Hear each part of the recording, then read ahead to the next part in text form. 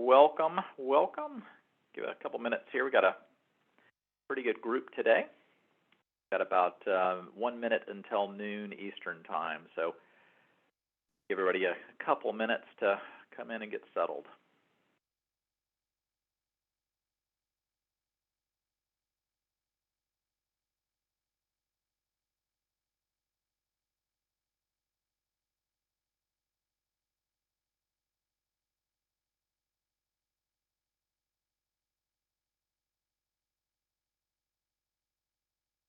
Welcome, welcome.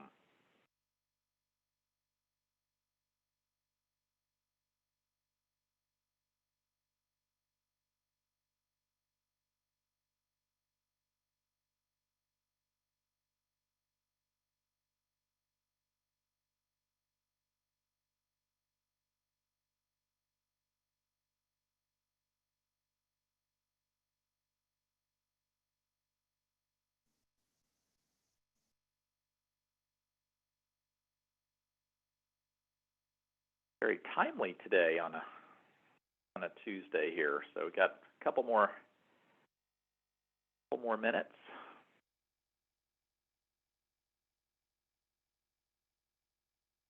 Welcome, Steve. Appreciate that.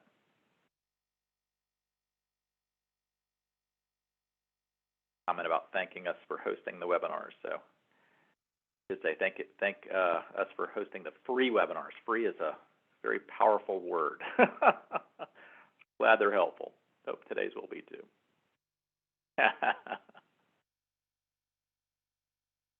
It's just that great little vignette. I think it's in the Millionaire Next Door book, which you should all reread, by the way. Every time I reread that, it always has different nuggets in it.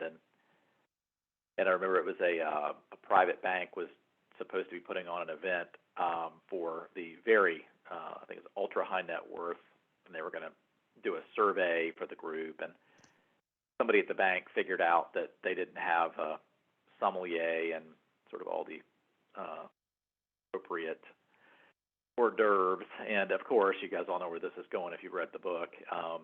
So they said like the first person came in, and they weren't in overalls, but sort of they came in and very casual. And so the sommelier comes up and he said, "Hey, would you like any of the various wines we have?" And he goes, "Well, do you have any beer?"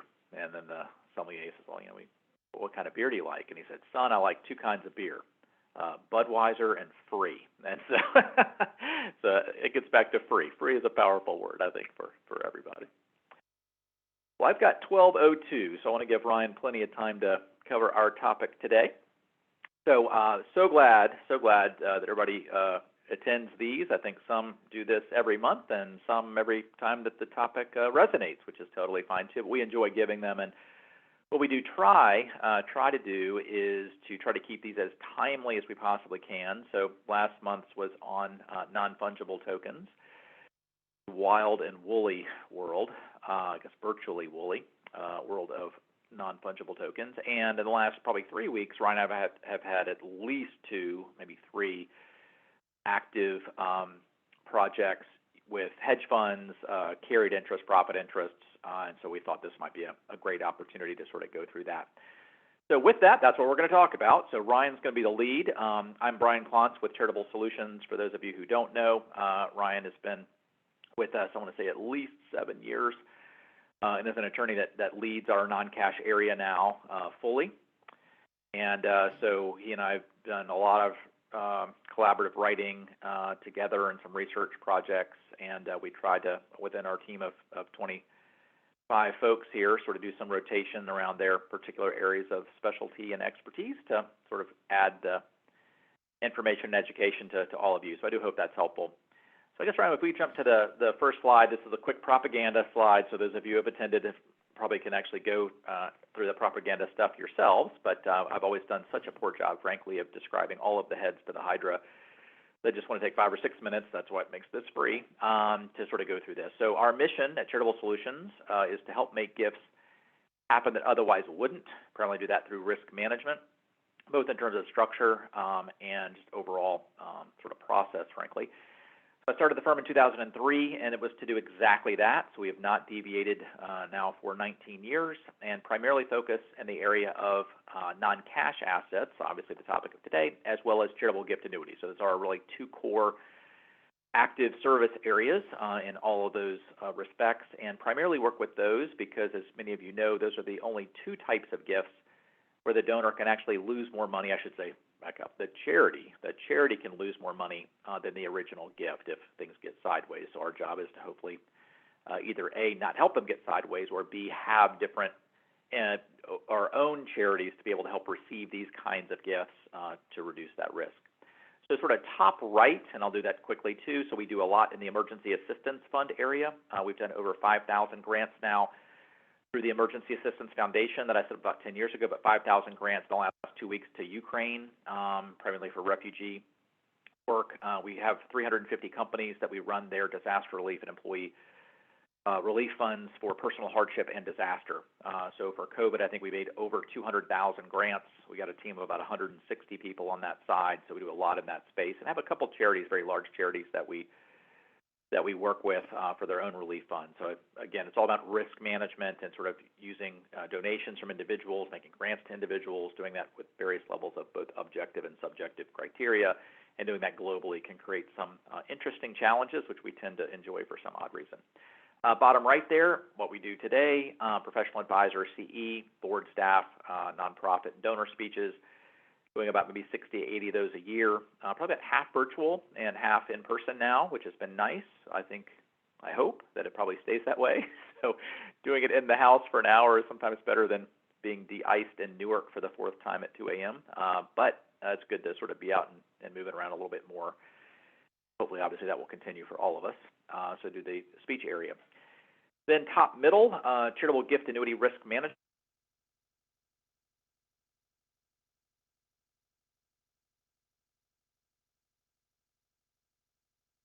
Gift annuities, in particular around reinsurance design. Uh-oh. Do I still have any sound here, Ryan, or am I good? Yeah, you cut out, but you're back. Okay, I'm back. There you go. You never know. And this is a landline, so that makes it more fun. But the point is we deal with and have a particular specialty in very large, concentrated gift annuity risks. And in some cases, we'll do reinsurance brokerage on those, both design and placement for those. So it sort of just depends on really assessing overall risk within typically larger CGA pools, so then maybe 150, 200 of those projects at least now. Charitable appraisals, a quite new effort as part of the Charitable Solutions ornament on the tree, if you will. And so the tagline is, if you can give it to charity, we can appraise it. So I mentioned in a prior webinar, we did about $250,000 of bourbon as an appraisal. We did the first 4 NFT appraisals about 2 weeks ago. I do all the crypto, all the life insurance. And so you can sort of see all of the other assets there. And again, art, precious metals, coin, anything, particular focus area or business interests. So we have a couple of appraisers on staff just doing that. So, and so a quick question, NFT. So NFT is a non-fungible token, and where a Bitcoin and other cryptocurrency would be a fungible token. And if you want to know more about NFTs, you can also watch the free webinar from last month, which is posted on our library. As a quick aside there, these slides typically are not sent out after. However, next week we will send out a link to our resources section of our website that has all of our probably now 2025 free webinars. So if you want to learn more about NFTs or all kind of other weird things that we work with, you can have a blast there. I'll go maybe non-cash, the National Gift Annuity Foundation next, since it's sort of more on the gift annuity continuum there.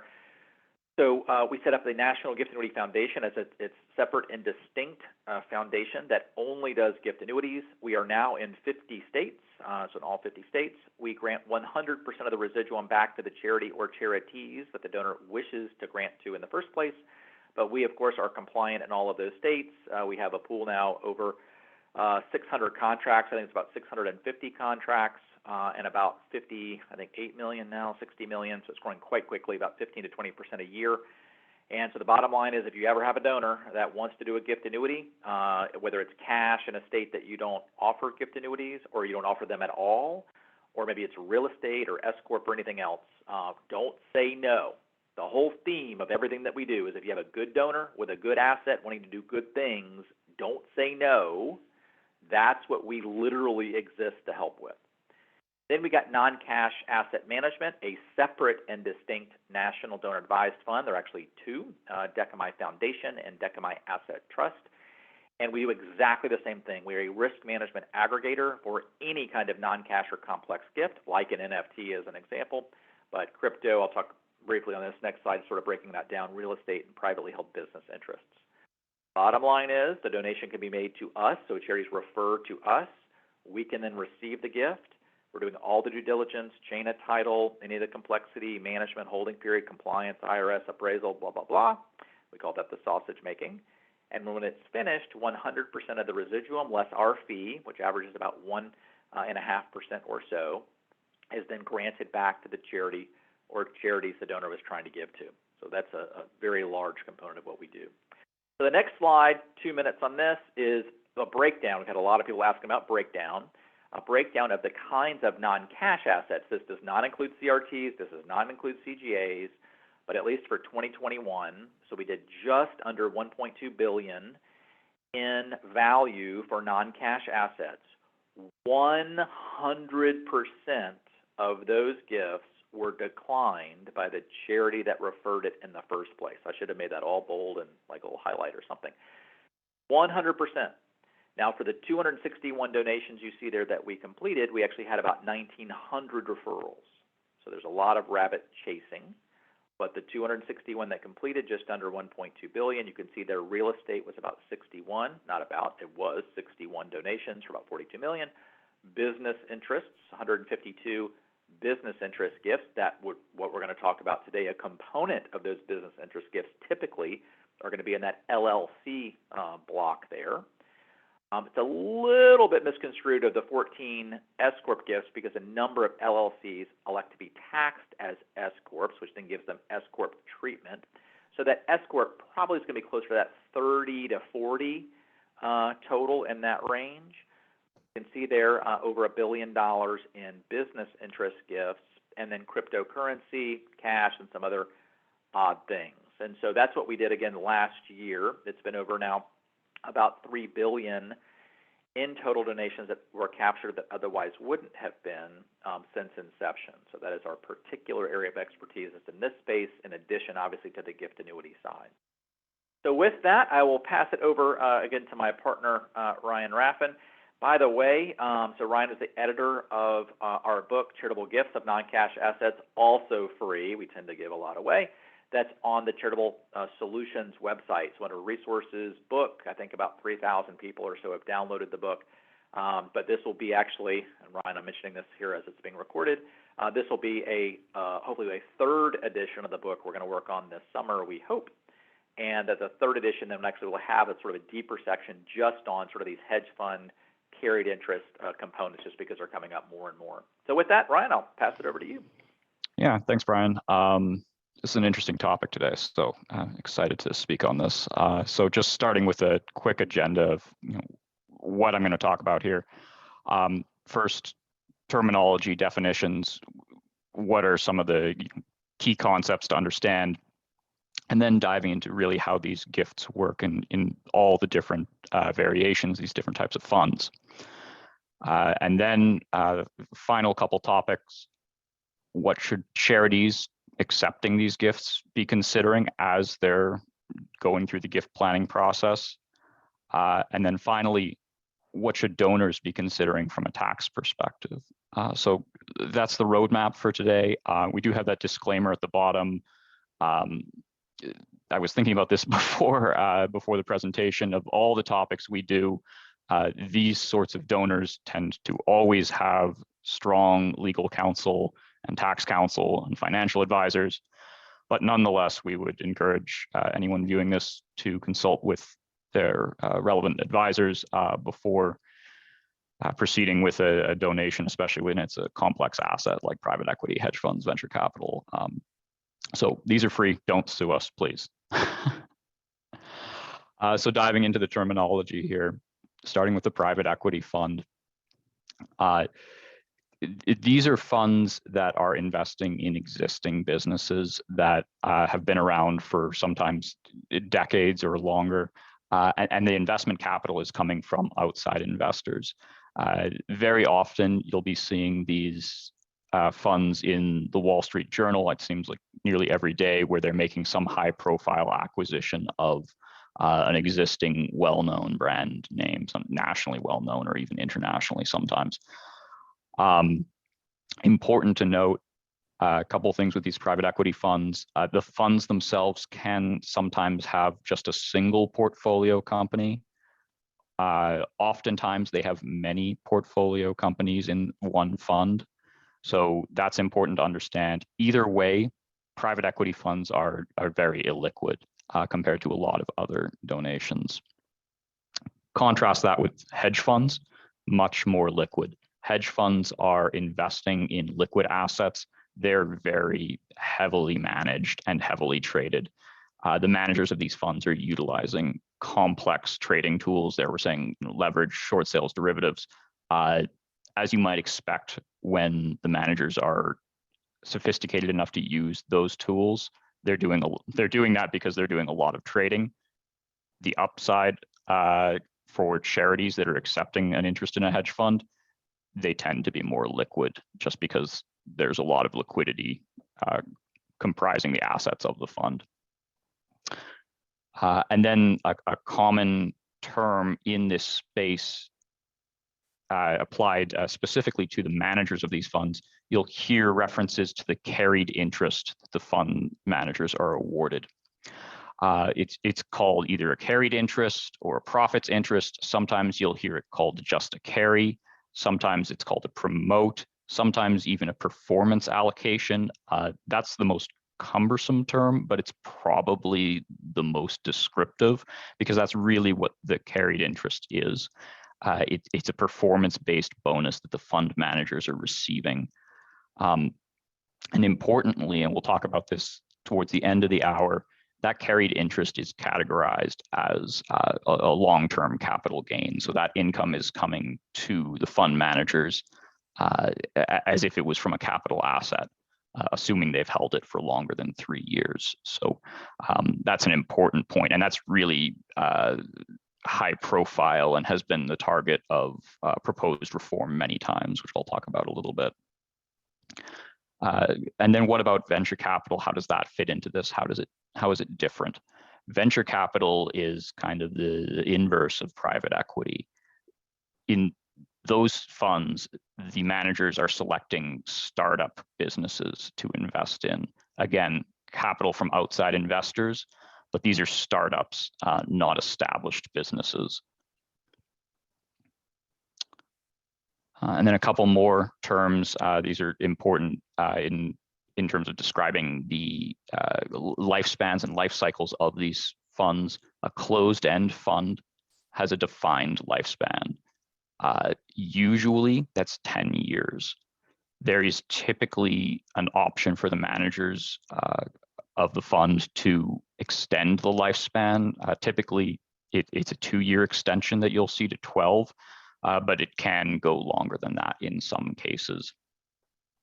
And note importantly, 10-year lifespan for these funds, they're not going to pay out in the first year, particularly if it's venture capital, but private equity as well.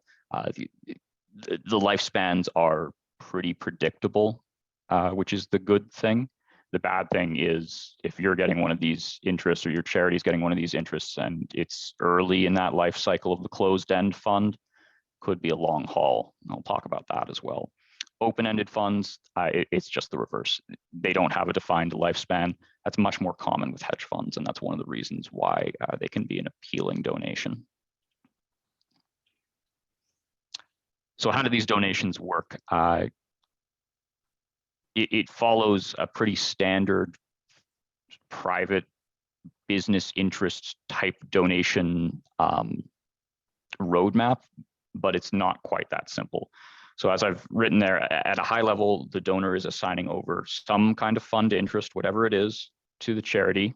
And the charity at some point in the future is going to receive a payout of some amount. The donor, of course, gets the tax deduction for making the donation, from assigning that fund interest, and the charity gets cash that it can use as a result of some portfolio sales in the fund. And that seems intuitive and maps onto sort of the normal private company stock donation. But is it that simple? Unfortunately not. And the main reason for that, as I've got on the next slide, is because of the structure of these funds. So something that any charity considering accepting a donation of private equity, hedge fund, venture capital, any kind of interest like this has to understand is what are they actually receiving an interest in, and where is the underlying value, and how do those things relate? So with this org chart here, this is based on a real donation that we did. And I've actually simplified it quite a bit. There was a whole top level on top of this that made it quite a bit more complex, and it wouldn't have fit on the slide. So I took all of that out. And you can see here, the color coding doesn't really mean a whole lot, but I've got the charity in yellow. That was where our donor advised fund that Brian mentioned, Decamai, actually received the interest in a management LLC that was a few levels removed from the actual assets with underlying value. At the very bottom of the inverted triangle there, you'll see the investment. That's usually how these donations work. The investments are at the very bottom, and there is one or more assets with real meaningful value there, either the operating companies that the private equity has invested in, the startups the venture capital has invested in, real estate developers use these structures too. And they'll typically be a partnership that actually has the ownership, and that's where the outside investors will invest their money into, that investing partnership on this slide. But because it's a limited partnership, and they almost always are limited partnerships, not any other kind of entity, they need to have a GP. That general partner is usually an LLC, and that's where the fund itself comes into play. The junior partners are usually getting some piece of the general partner LLC, and then management, the senior leadership at the fund, can be a few levels removed from that. So in the example that I was using here, we received an interest in the senior leadership LLC, but there's actually a few points of entry here where a charity could receive an interest. They could receive an interest from the junior partners, or even from the outside investors. So understanding this structure is really vital to doing the donation, because you as the receiving charity need to know what you are getting, and the donor really needs to think through what they're giving away as well, because if they're not thinking about it carefully, they might end up giving away more than they had intended to. I've seen that almost happen a couple of times. So I'll talk specifically about private equity donations now. The inquiry we get, I would guess, at least once a week, is either from a financial advisor or another charity we're working with. Is we have a donation with private equity. Can Charitable Solutions help us? And that doesn't really, the answer is probably. Charitable Solutions probably can, but a donation with private equity doesn't tell us a lot about what the donation actually is. Because private equity donation can mean a few different things. First, it can mean stock in an actual operating business. We see that a lot. And when it's stock in an actual operating business, that could still mean a couple different things. Does the business have existing private equity backing and investment, or is it being acquired by a private equity firm? It could go either way, and that's a very straightforward donation in this context, because it's really just a donation of private stock, or it could be an LLC, it could be an S corp even, but that's not really a donation of a fund interest.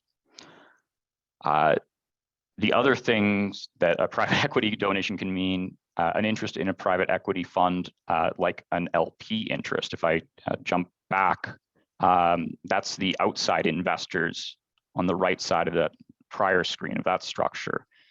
That's the LP interest. That just means a passive investment interest from someone who bought into the fund. They may or may not be actually involved with the private equity firm themselves. They might be a completely unrelated investor. The third way this can go is a carrier profits interest. So as I had mentioned, that's a performance allocation. That's basically a bonus. And if that's the proposed donation, in that case, you know that you're dealing with someone who works for the private equity firm. They're the only ones who get awarded these interests. So if the proposal is to give your charity a profits interest or promote or a carry, all mean the same thing, you're dealing with someone who actually works for the private equity firm.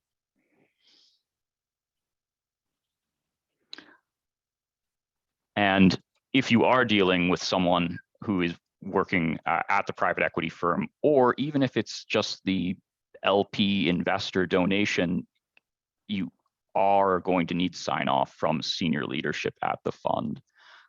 We have had qualified donations. It doesn't happen often, but there have been times where otherwise qualified donations of carries were going to be made by a junior partner, but the senior leadership, the managing partner at the private equity firm would not sign off on the transfer, and the donation couldn't happen.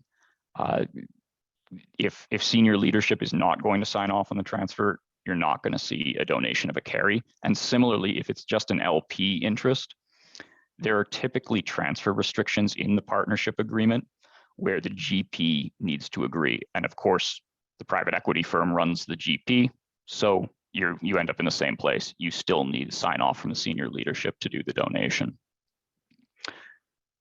Another important question to consider, how long is this donation going to take to resolve? Once the gift's complete, is it, we're in the middle of March Madness here, one and done, or is it an ongoing thing? And that again goes to the composition of the fund. If the fund has only a single portfolio asset, like a single company, then once that company sells, there's not going to be any further payout aside from maybe some minor escrow releases. It's really just dependent on the sale of the single portfolio company. If it's an ongoing fund with many portfolio assets, then there could be many sales over many years, and it could take a very, very long time to resolve. I say several years there. Yeah, it could easily be 5+ years to have the donation realize most of the money that is ever going to be realized from it. And that's a reality of dealing with these private equity fund donations, is especially if they have a big portfolio of companies. Some of those companies are going to do well and others are not going to do so well. And when you're late into the life cycle of the fund, we talked about 10 or 12 years, if it's year 10 or 11, there may not be much value left. Most of the distributions may have already been made and there's really just kind of a stub entity left, and the payouts may be pretty minimal. And at that point, you kind of have to think, as the receiving charity, what are we going to do with this stub interest? How are we going to dispose of this?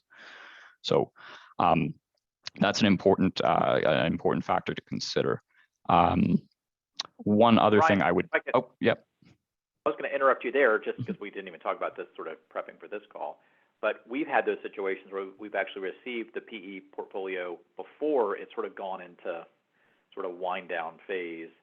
And then we're sort of with the stub interest. So you may want to go through, a couple solutions for the stub side from the charity's perspective, assuming you actually took the gift in. Yeah, so if you're the charity that's left with the stub interest and there's very minimal value left and you're just carrying this on the books, there's a few options. You can just wait and see if the fund winds it down eventually. There are options for selling that interest back either to the fund or to the donor, subject to normal excess benefit guardrails. So you'd have to be careful about engaging in a transaction with a disqualified person. Or you can see if there's another charity that's willing to accept the stub interest, knowing that there's maybe no value or little value left. The stubs can be a bit of a challenge because they are sitting on the books and you're continuing to receive K1s, continuing to have to account for this asset that may have little material value. And then one thing I did want to mention is kind of the opposite of the stub situation. If the donor is not careful with the planning, they may unintentionally give more of an interest than they meant to. I've had conversations before where the donor was managing partner at the fund and said they wanted to make $1 million gift to their alma mater, and they were just going to carve off a slice of the GP, and it was going to pay out $1 million. But what happens when the $1,000,001st dollar is due? Doesn't the charity receive that dollar as well? Aren't they going to continue to receive payments? That's an easy way to make a mistake if the planning is not careful and you're not looking at the structure and thinking through exactly what is being moved over to the charity. So hedge funds, thankfully, are a little bit simpler. Brian, yep. I might just interrupt you for half a Sure. second. So a couple good questions came in on the previous section, so I thought it might just be good to take those now. And so first question is, do these types of interests typically have a buy-sell or cross-purchase in place, similar to what you would find in more traditional, C Corp or S Corp private equity operating companies? Not the types of interests that are typically given to, or at least to us. Perhaps the LP interests may have some sort of buy-sell or cross-purchase agreement, but the carries often will not, because those are sort of in-house assets for the private equity firm. I think a lot of times the firms dispense with those sorts of side agreements as to buy-sell rights.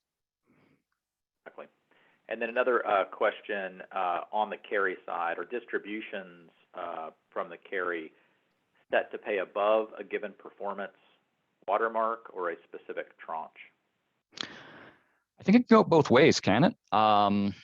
So yeah, I've seen it both ways. Yeah, and I think there may even be terminology differences here. Like in the private equity world, there's names for one versus the other, and I frankly can't remember what they are. But yeah, I believe it can go both ways. It's once certain performance thresholds are hit, or once you get certain tranches. But it can be both.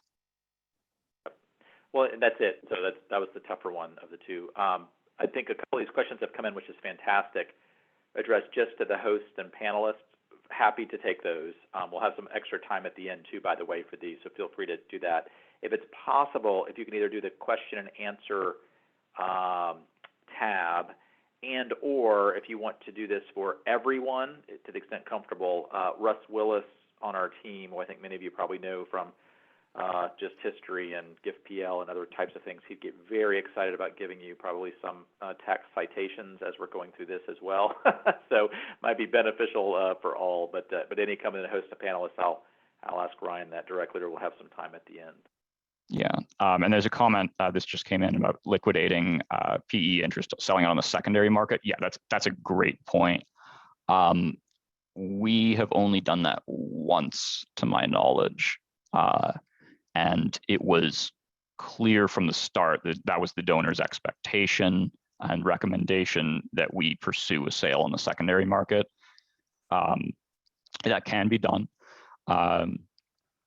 but the haircut that you're taking on the price there is usually pretty significant. We're talking, it could easily be 40, 50%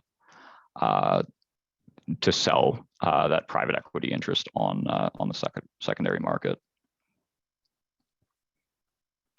Can that be done within a DAF? Yes, yeah. In our case, that's exactly what was happening.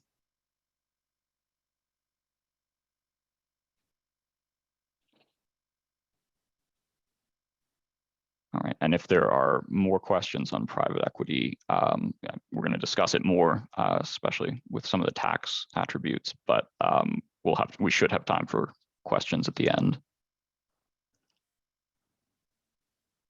So hedge funds, as I mentioned, there's a lot more liquidity here, and these are open-ended funds, and open-ended usually sounds indefinite, and as a charity that you'd think that's bad, but in this context it's good, because that means there's more liquidity, and that's probably the main takeaway, really. I have it way down there in the bullet points, but I think that's the main takeaway for charities.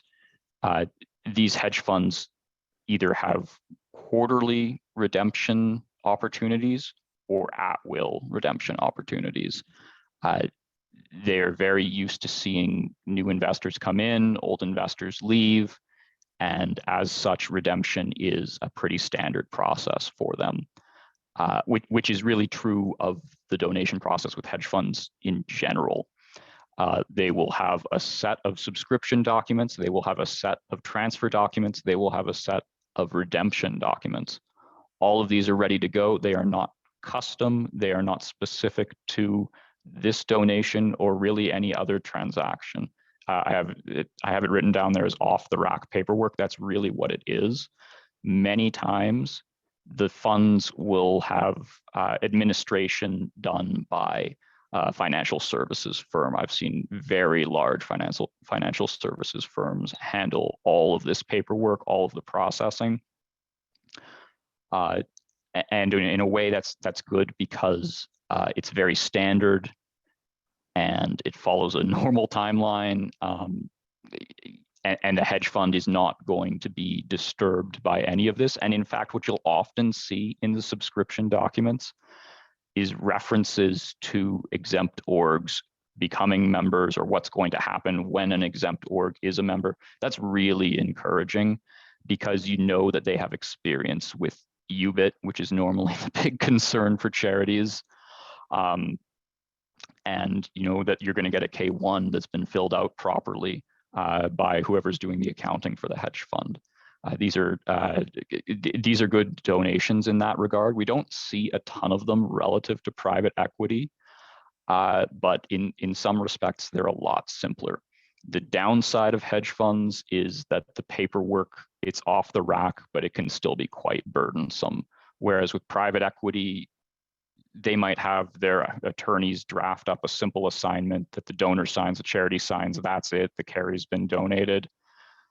With a hedge fund, you're not likely to see that. What you're likely to see is a PDF that is dozens of pages long and has dozens of fields that need to be completed. So they can be a little bit simpler in some ways, but they can also mean a lot more paperwork.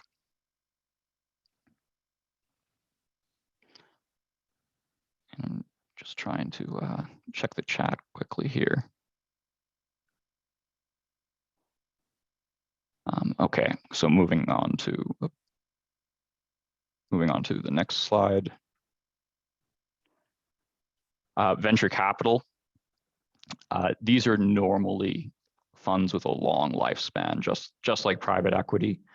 I would say more than any other type of donation that I'm going to talk about today, with venture capital, you do see the question of capital commitments come up.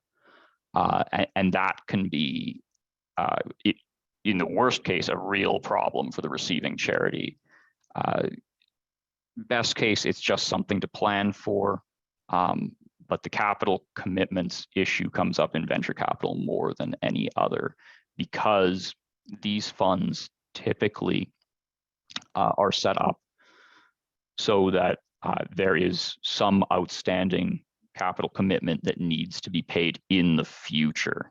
So the donor might have said, I'm going to buy in for $1 million, but not all that $1 million has been paid when they want to do their donation.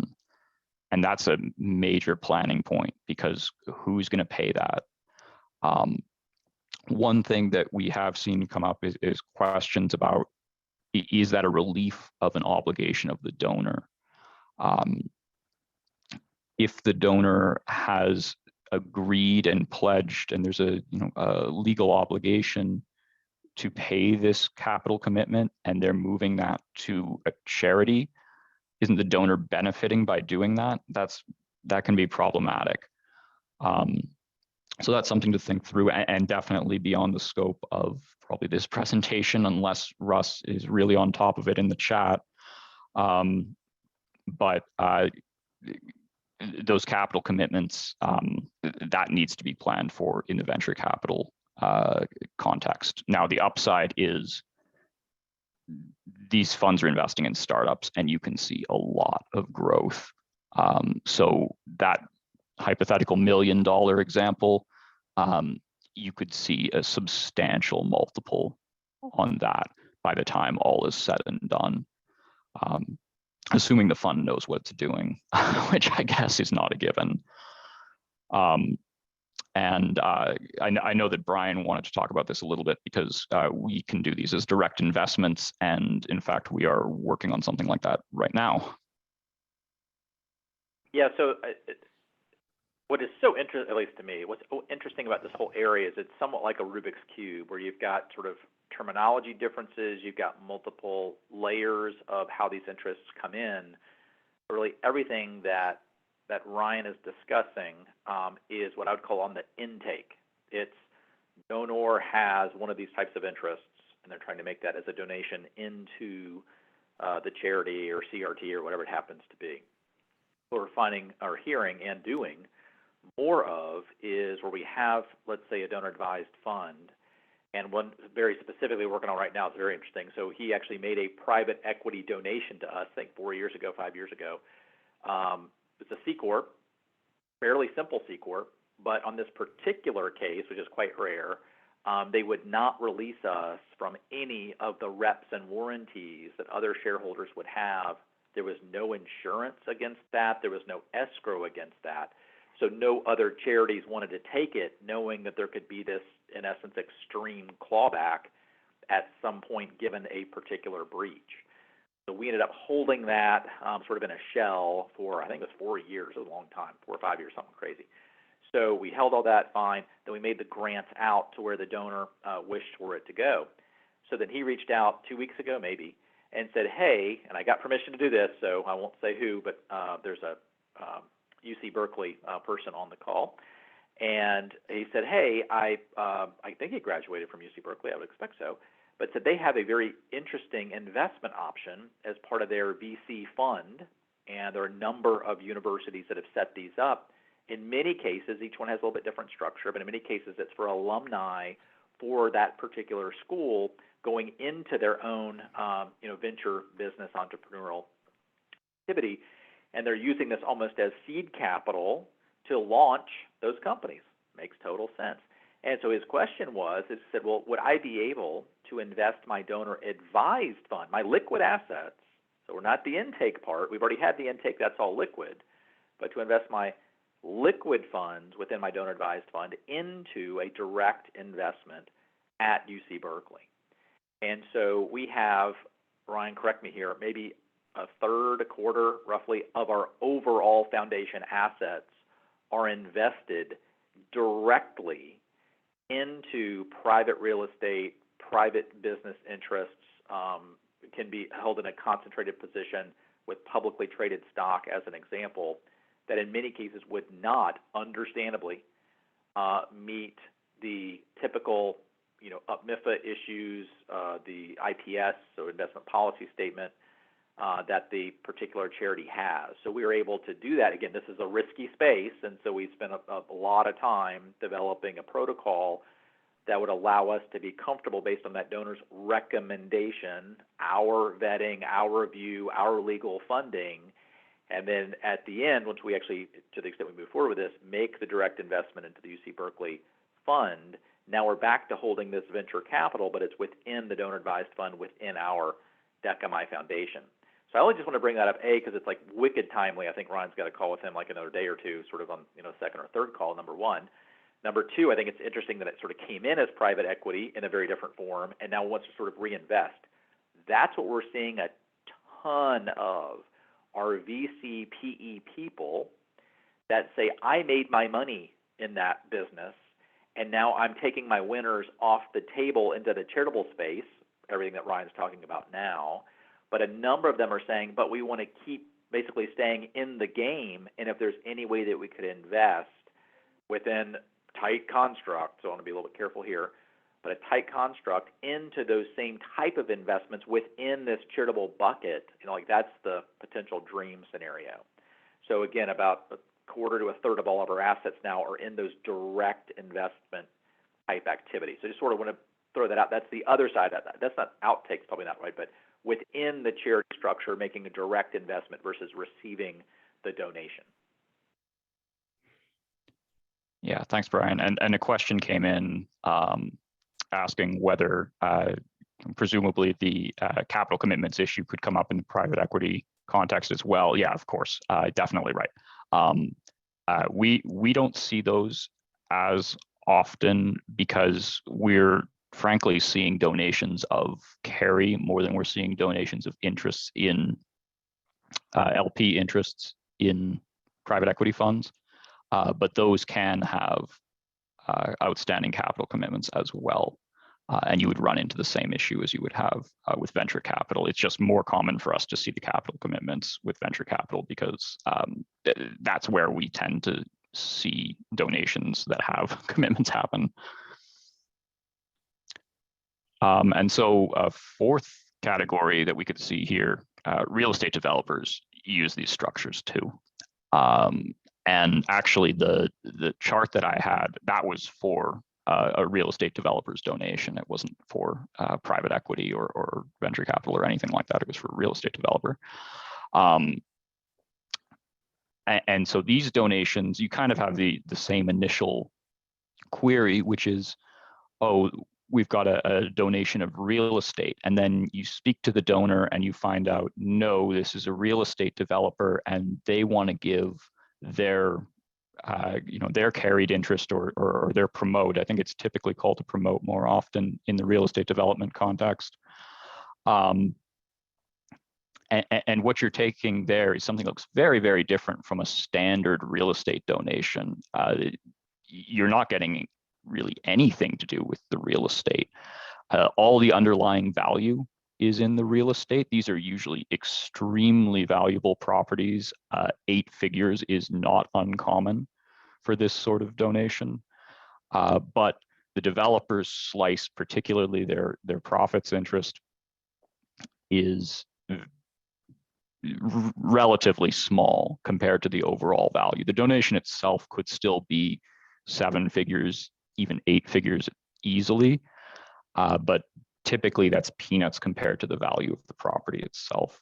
And that's because there are often tons of investors and there is almost always debt that needs to be paid off.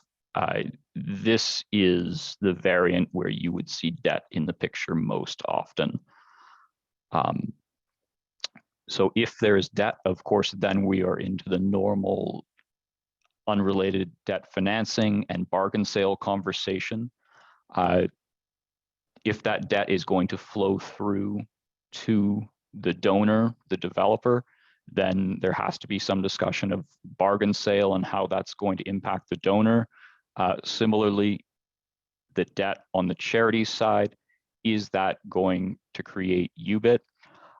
One thing to keep in mind is the so-called old and cold exception for debt that is more than 5 years old. Sometimes the debt does fall into that exception and you don't have to worry about UBIT as a result. The donor would still have to worry about the bargain sale, but you can get out of the UBIT if the debt is older. So that's worth thinking of. oftentimes you'll find that the debt is more recent or that there was a refinancing recently, and so you don't get so lucky. But debt is almost always in the picture here for these sorts of donations, but they do look very similar in terms of structure and really how they work. Real estate developers and private equity people are very different, but the structures can be comparable. And just to be clear, I'm not talking about REITs here, which would probably be a good topic for us on a future webinar, not to give Brian any ideas, but this is not talking about REITs at all. So with all these different types of assets under consideration, what does the charity need to think about? First, what's the mechanism by which the charity will get paid? What needs to happen for that charity payout to occur? That in most cases is going to mean a sale of one or more of the portfolio assets. Sometimes there will be income that's generated just as distributions from these underlying assets, whether it's rents from real estate or dividends from portfolio companies and private equity. But most often, it's going to need to be a sale of the asset itself, whatever that is. And when is that going to happen? Typically, it's going to be at the discretion of the managing partners. However, you will often see quarterly payments for taxes because all the investors are getting K1s, and all of the partners at the private equity or venture capital or real estate developers firm are all getting K1s. You'll see quarterly distributions for taxes pretty commonly, but not all the time. Still something good to understand, particularly if you as the charity think you're going to have UBIT. You want to make sure that you're going to have some income to pay said UBIT. And that goes to the next question. Do we as the charity need to pay anything? Certainly UBIT is part of that process, but also that's where we're talking about the capital commitments again. That's something you want to think of as you're doing your due diligence, as you're looking at the partnership agreement or the operating agreement of the LLC, whatever it ends up being. Does it contemplate that all limited partners, all members, all subscribers are going to need to pay according to some schedule? If so, what does that schedule look like? What's outstanding? Very important to understand that. Also, how long is this going to last? This is where the different timelines of the different funds are important. If it's a hedge fund, you can probably guess that you're going to be done within a year. If it's venture capital and it's in the very early stages, it could be a decade before you as the charity start to see the completion of the payout waterfall. And similarly with private equity, as I think I mentioned earlier, those funds don't usually start to pay out until 6 or 7 years into the life cycle. If the donation is happening in year 5, well, maybe it's only a year or 2 until there are meaningful payouts, and maybe the whole thing lasts for 5 more years. If it's further into the life cycle of a fund, it's going to be even shorter, although you may have, as the charity, you may have missed out on some meaningful payouts. Will the charity have UBIT? This is where you'll hear about blocker corps a lot. And I should mention the good thing about donations like this, whether it's a hedge fund or private equity or venture capital, the types of donors who make these gifts, because this is the world they live in, they're very familiar with UBIT. Private equity people always know what UBIT is and understand it. So if you as a charity are wondering, is there going to be UBIT?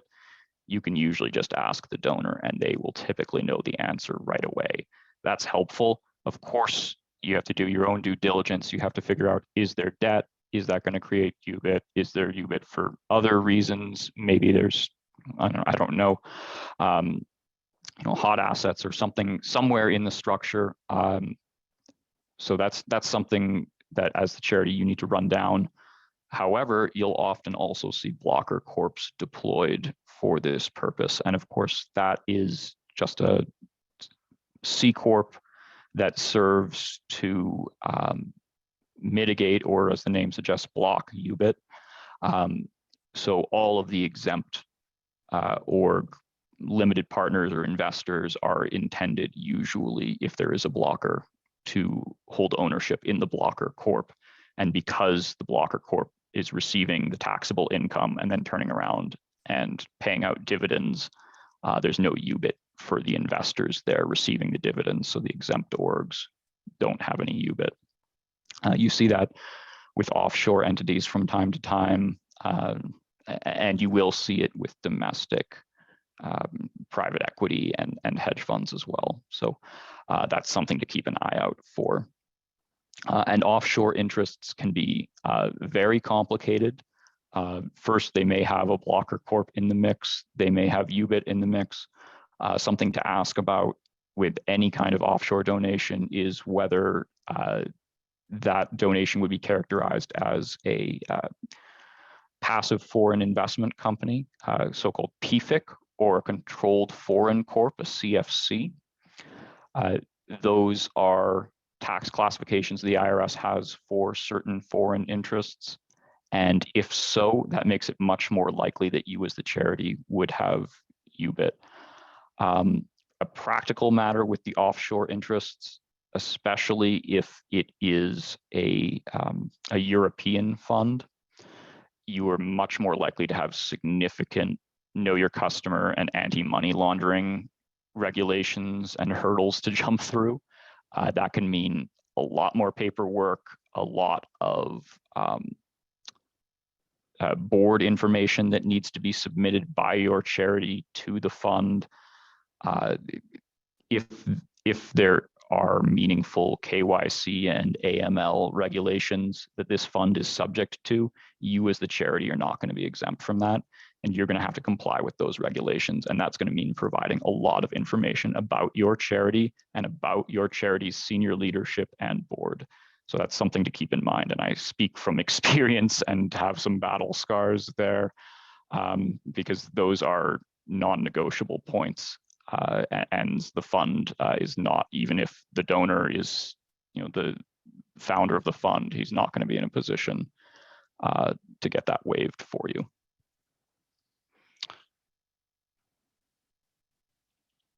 And finally here, moving to donor tax considerations.